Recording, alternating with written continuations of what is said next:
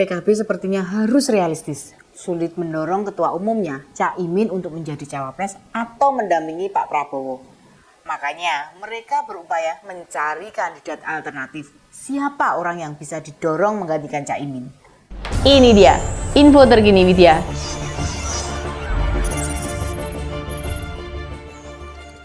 Caimin mengungkapkan pihaknya terus menggodok nama calon wakil presiden bagi Prabowo Subianto. Caimin juga menegaskan koalisinya dengan Partai Gerindra banyak mendapat dukungan besar dari para kiai NU. Untuk itu, calon wakil presiden yang akan mendampingi Prabowo Subianto harus benar-benar layak.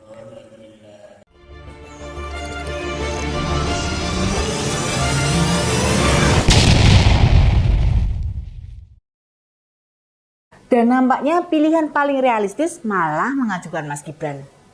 Kata Pak Jazilul, akan ada perubahan peta koalisi. Seandainya gugatan batas usia minimal 35 tahun dikabulkan MK. Gugatan soal batas usia memang diajukan oleh beberapa partai. Misalnya Gerindra, Garuda, PSI, dan 2 orang kepala daerah. Agak unik juga sejatinya. Mas Gibran didorong-dorong oleh PKB serta parpol lain. PDI Perjuangan fokus pada capres. Sementara calon pendamping Pak Ganjar lebih suka dibicarakan dengan parpol koalisi. Dan saat ini telah bergabung P3, Hanura, serta Perindo. Bagaimanapun, suara partai pendukung tetap harus didengar. Ada beberapa pihak yang merasa aneh mengapa Gerindra dan PKB getol menggerakkan organ-organnya mendekat ke Mas Gibran. Pun ketika didekati, Mas Gibran lebih open pada siapapun. Uniknya, keluarga Pak Jokowi, mereka keluarga yang sangat demokratis, yang kemudian tidak mengikatkan diri terlalu ketat dengan partai politik. Gerindra dan PKB memang sangat berkepentingan dengan keluarga Pak Jokowi. Sebab tahu dalam berbagai survei, tingkat kepuasan masyarakat mendapat presentasi hingga 80%. Siapa yang tidak tertarik dengan tingginya kepuasan masyarakat? Dan tidak heran, kita menyaksikan Pak Prabowo menempel ketat pada Pak Jokowi.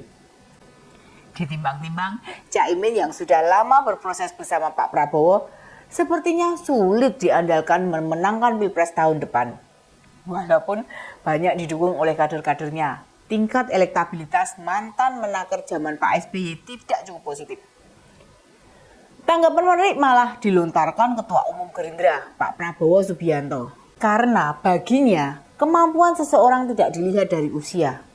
Intinya, dia memberi kesempatan yang mudah menunjukkan kemampuannya. Tentu, apa yang disampaikan Pak Prabowo jadi hal yang aneh. Kalau memang mendorong generasi muda banyak ambil peran, ya generasi tua harus mengurangi kiprahnya. Pak Prabowo kan sudah masuk generasi tua, usianya saja sudah 71 tahun. Atau ukuran umum itu sudah kategori simbah-simbah. Bahwa benar siapapun warga negara yang memenuhi syarat berhak jadi capres. Namun kalau yang tua-tua masih ikut-ikutan, otomatis kesempatan yang muda memberi kontribusi jadi terbatas. Apa sih yang menjadikan Pak Prabowo masih tetap ingin jadi presiden? Ingat, 2024 besok akan jadi ajang pilpres keempat bagi dia loh. 2009 jadi cawapres, 2014 dan 2019 jadi capres. Dan selama 3 kali bertempur belum pernah menang. Atau dengan kata lain bisa dibilang kalah melulu. PKB juga meragukan permintaan capres koalisi Kebangkitan Indonesia Raya itu gondeli Caimin. Waktu kemarin keduanya bertemu, dia bilang agar Caimin nggak kemana-mana. PKB tidak mau percaya begitu saja. Sebab jika gugatan batas usia cawapres dikabulkan MK, posisi cawapres yang hampir pasti dipegang Caimin bisa jadi melayang. Walau begitu, kelihatannya PKB tidak keberatan andai pendamping Pak Prabowo masih dipercayakan pada Mas Gibran. Tapi bagaimana bila dipercayakan pada orang lain? Nah, jelas itu persoalan penting. Mas Gibran sendiri bilang dia masih politisi baru yang jam terbangnya belum tinggi, sehingga masih butuh banyak belajar. apakah partai yang menggugat batas usia ini sejatinya memang mendukung Mas Gibran atau karena kepentingan Pak Prabowo saja? Sulit menjawab dan mereka yang tahu. Kebetulan yang mengajukan gugatan termasuk PSI, parpol yang kemarin baru saja bertemu dengan Gerindra. Jadi, apakah mereka benar-benar menginginkan kepemimpinan Mas Gibran atau demi kemenangan Pak Prabowo semata? Hingga saat ini, MK belum memutuskan apakah mengabulkan gugatan atau menolak gugatan. Yang jelas, baik eksekutif maupun legislatifnya memahami batasan usia harus direvisi.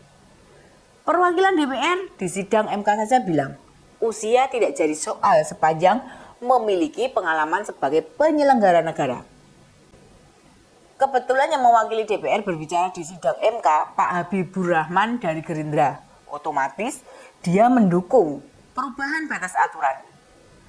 Landasan Pak Habibur Rahman, jumlah penduduk Indonesia usia produktif berperan di tahun mendatang. Jika tidak ada kesempatan, maka ada kesenjangan proses antara kelompok usia peralihan ke dewasa.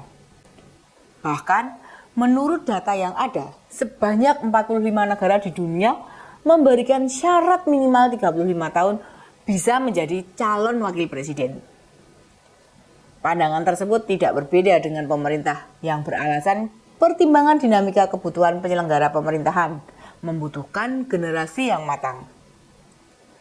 Batasan usia minimum itu sesuatu yang adaptif, alias bisa menyesuaikan dengan perkembangan, termasuk pertumbuhan negara. Inikah tanda bila MK bakal segera memutuskan usia calon wakil presiden bakal lebih muda? Dan generasi muda yang berpeluang menjadi RI 2 ya hanya Mas Gibran.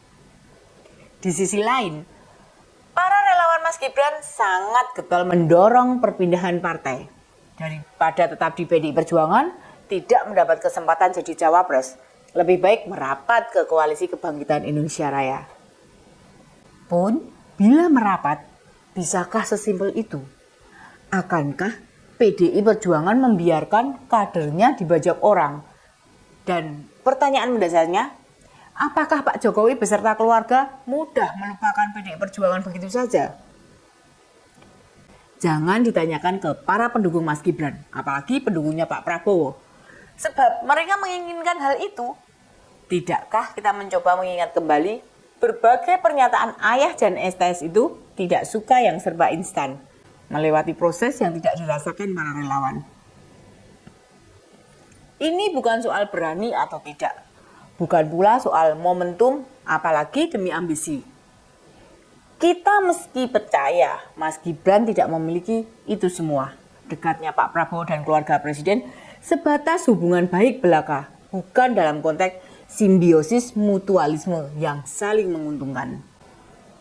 Demikian info terkini Widya, sampai ketemu lagi di Ini Dia, info terkini Widya selanjutnya. Salam cerdas. Ini dia info terkini Widya.